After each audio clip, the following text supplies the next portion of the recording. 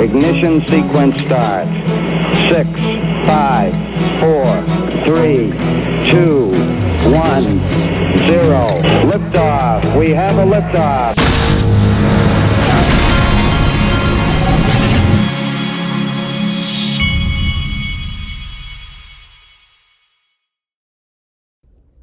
Hey everybody, this is the Digital Asset Investor, and my father, who is the official father of the Digital Asset Investor channel, told me that when I played this video of Russell Brand, he said, that is dead on it right there. And he said, you need to start every show you do with that. Now, I can't say that I'm going to start every show that I do with it, but we will start this one because let's drive it home. Listen to what he says.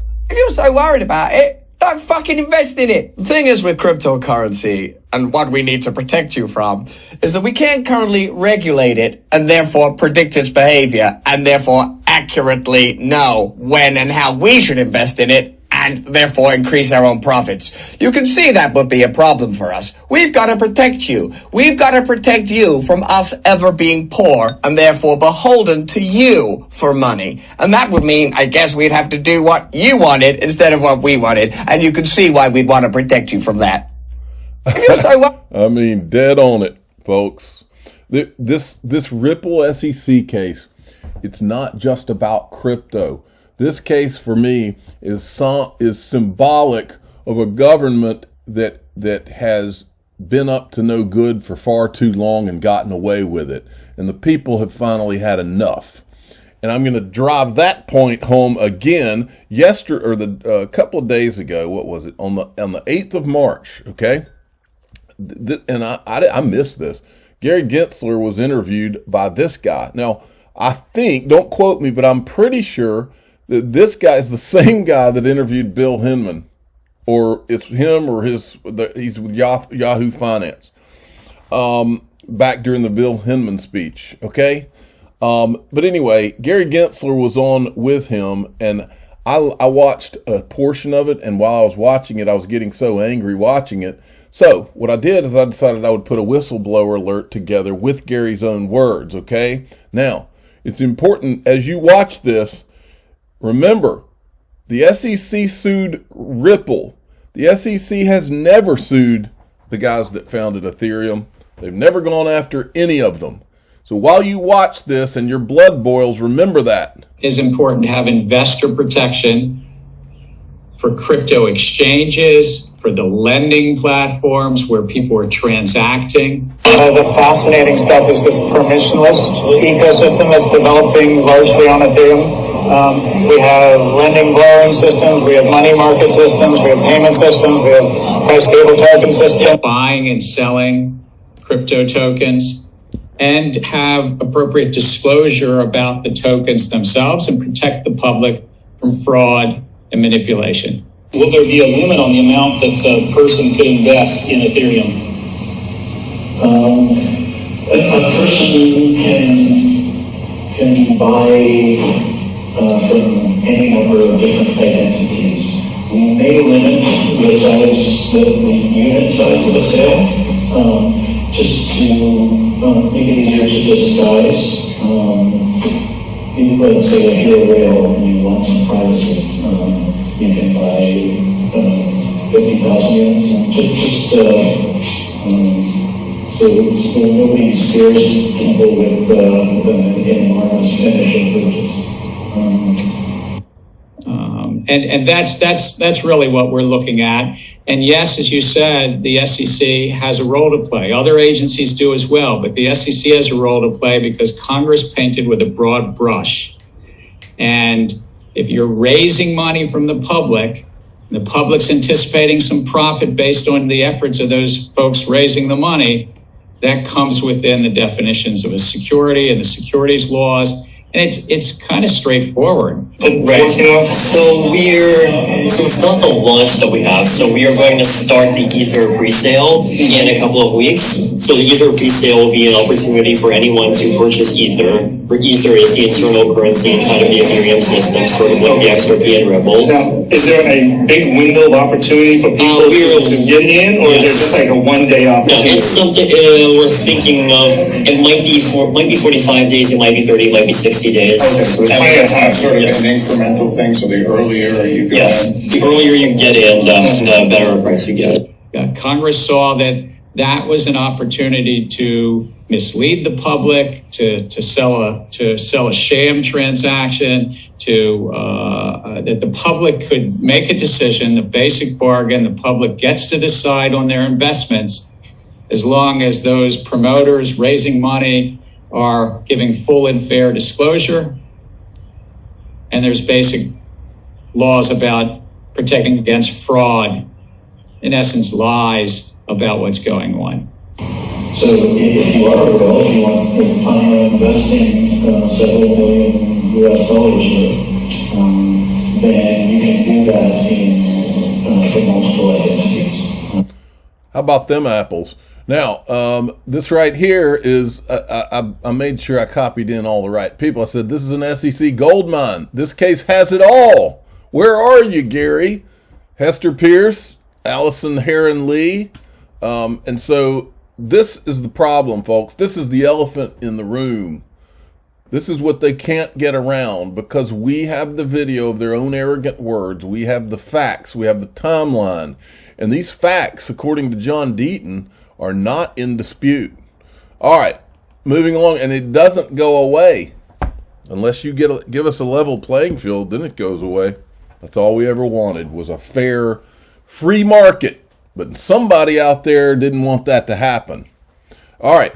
Nick Burafedo reminds us, I didn't even realize it, don't wait for resolution in the SEC versus Ripple case before you secure all the XRP you want in your portfolio. Once resolution is announced, it may be too late.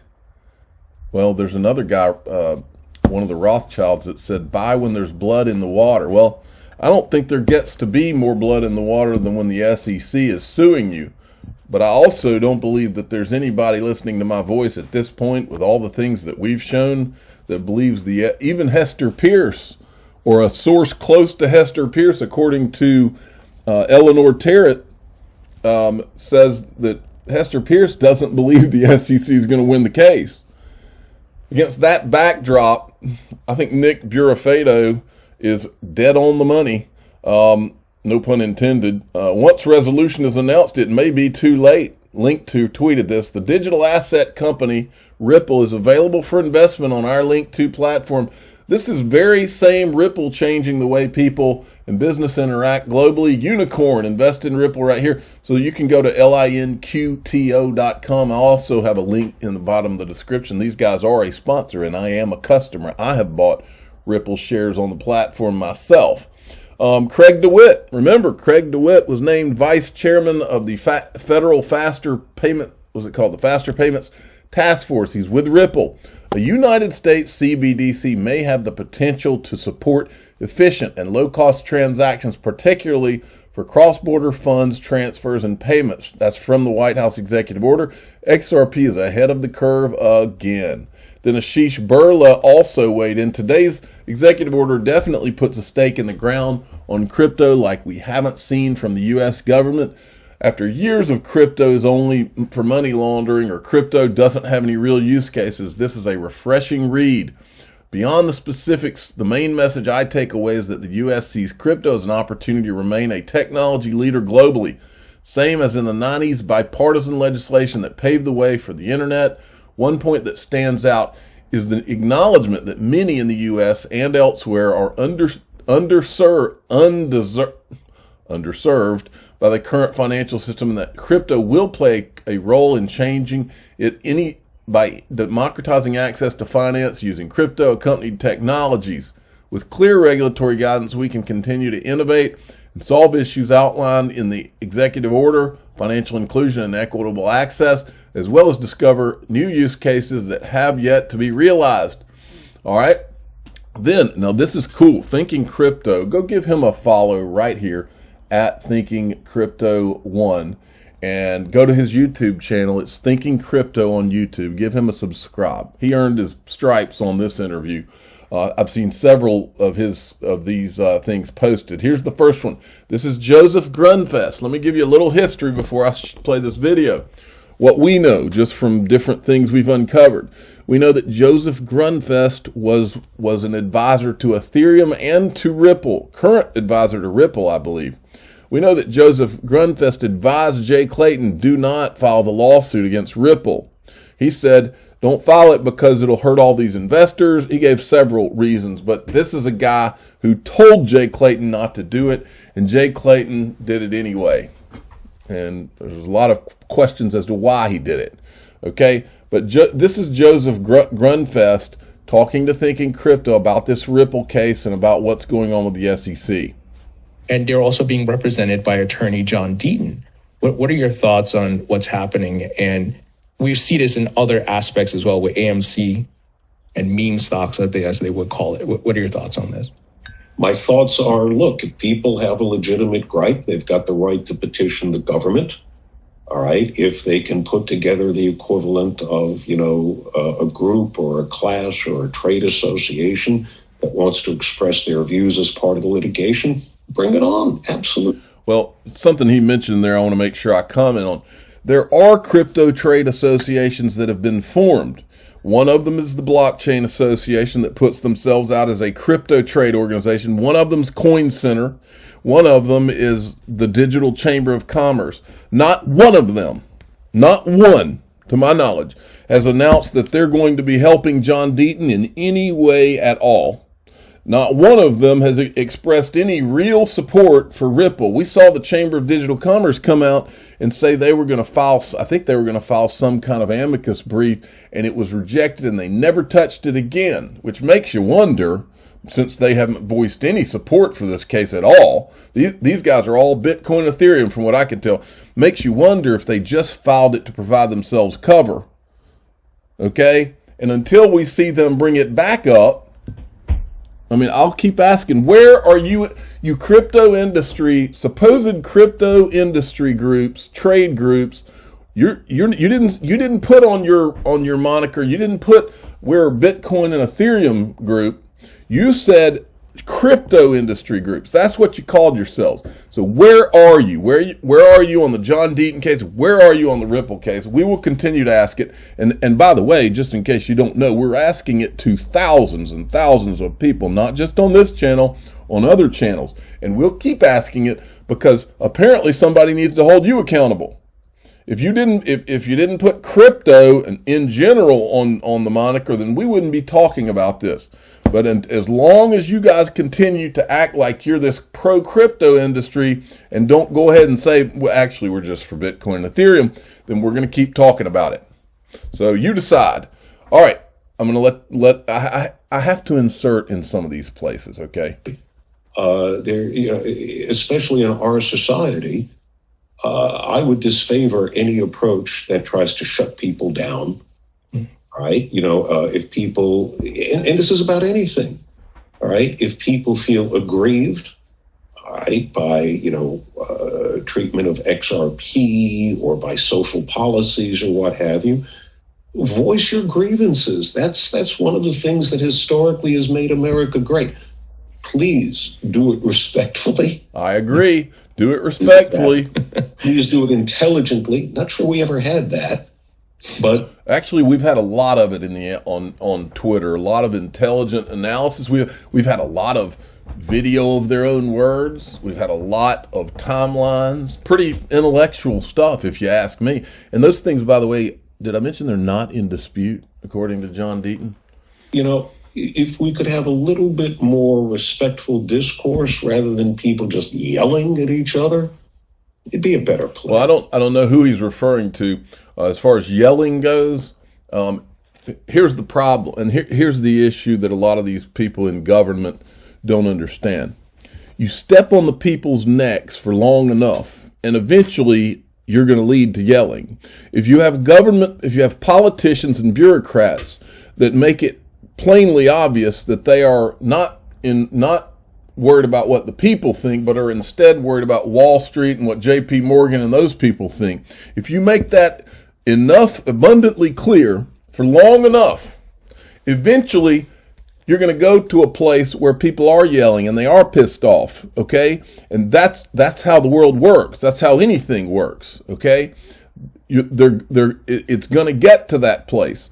You go out, if you're Gary Gensler, you go out and talk about investor protection and all this for long enough, while you completely ignore 65,000 people who are the same investors you claim to protect, you don't even answer them. Yeah, sorry, Joseph, it leads to a place where people start getting pissed off and they start yelling a little bit, just like this. That is life. And to try to, and I'm not saying he's doing this, but a lot of these arrogant, attorneys and politicians, these DC types, I've seen them. A lot of them, they use this as some kind of pivot point to try to minimize the people out here who are angry. Well, it's not going to work because they're not going to go away. There's thousands, okay?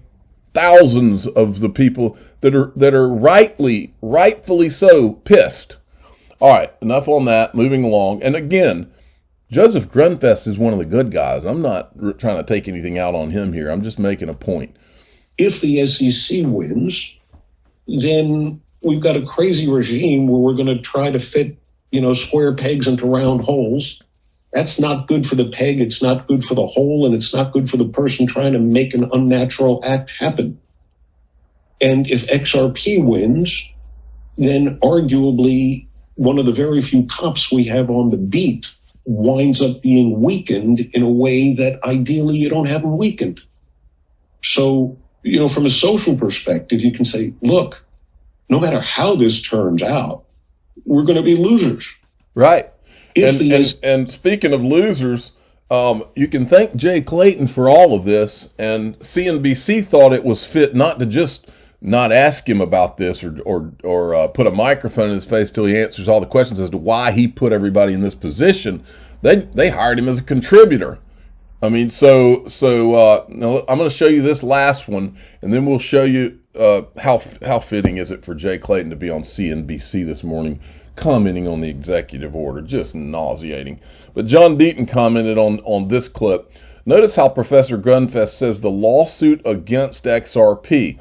He didn't say against Ripple. The SEC is actually attacking a digital token itself. It's insane, and some people and organizations remain silent. History will not be kind, as silence equals complicity. He's talking. I'm not going to put words in John Deaton's mouth, but I think Blockchain Association, Chamber of Digital Commerce, Coin Center, where are you? Where is your help? Why aren't you helping John Deaton? Now listen to this. My question is judgment, right? And judgment is different than impropriety. And, it's hardly a secret. I had questions about the judgment involved in bringing the lawsuit against XRP. I had questions about the timing. I had questions about the implications.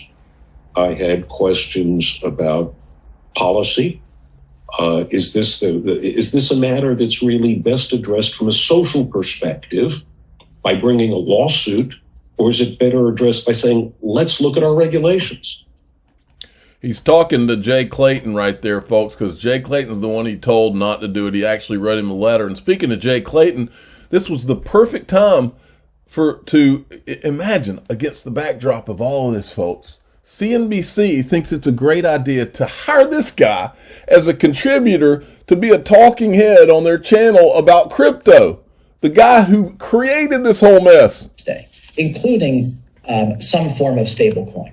I think we've all seen that stablecoin as a bridge from what I'll say the crypto new asset world to our incumbent financial system has demonstrated incredible power and scale. So that type of asset, that type of functionality, I believe is definitely here to stay. Whether a particular new crypto asset is here to stay or what value it will have to stay.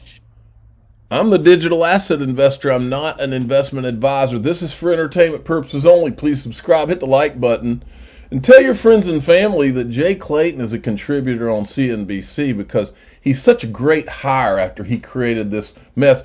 so that now he's going to be a commentator on crypto because we all care so much about his opinion in this.